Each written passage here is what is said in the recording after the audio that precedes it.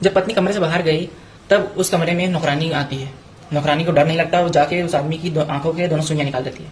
दोनों सुइयां निकालने के बाद आदमी जब पहली बार आंख खोलता है, उसकी आंखों के सामने होती है उसकी नौकरानी। उसे लगता है कि उसकी सहायता उसी ने की है, इसलिए इमोशनल होकर वो उससे शादी कर लेता है। शादी कर लेता है। जब ये बात उसकी पत्नी पर चलती है, उसकी पत्नी आती है, उसकी पत्नी पूछती है, उसकी पत्नी समझाती है कि मैंने किया है, मैंने अपना 99.9% दिया है, इसने नहीं, इसने बस अपना 0.1% दिया है। तब आदमी बताता, तब ये सब चीजें चलती हैं और बहुत लंबी कहानी हो जाती है, पर अंत यही होता है कि सब कुछ सही हो जाता है। आदमी अपनी गलती मानता है और सब ठीक होता है। परंतु ये कहानी का अंत है, परंतु ये कहानी की खासियत इसका अंत से बाद है। जब ये कहानी मैं पढ़ रहा था वो अलग है, और जब मैं समझा वो अलग, क्योंकि एक समय पे हमें 4 से 5 चीजें दिखाती हैं। पहला, आदमी का पर्सपेक्टिव, पॉइंट ऑफ व्यू, कि जो हमने पहला देखा, बोलते हैं कि आंखों देखी बात हमेशा सही नहीं होती, हमें इस आदमी के पॉइंट ऑफ व्यू समझ आती है।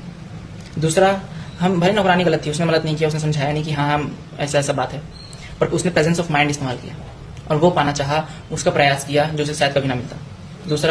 तीसरा, उसकी पत्नी के पास भले 0.1% था और उसके पास कोई सबूत नहीं था कि वो अपना साबित कर सके अपना बात को, पर उसने हार नहीं मानी, उसने भरोसा नहीं छोड़ा।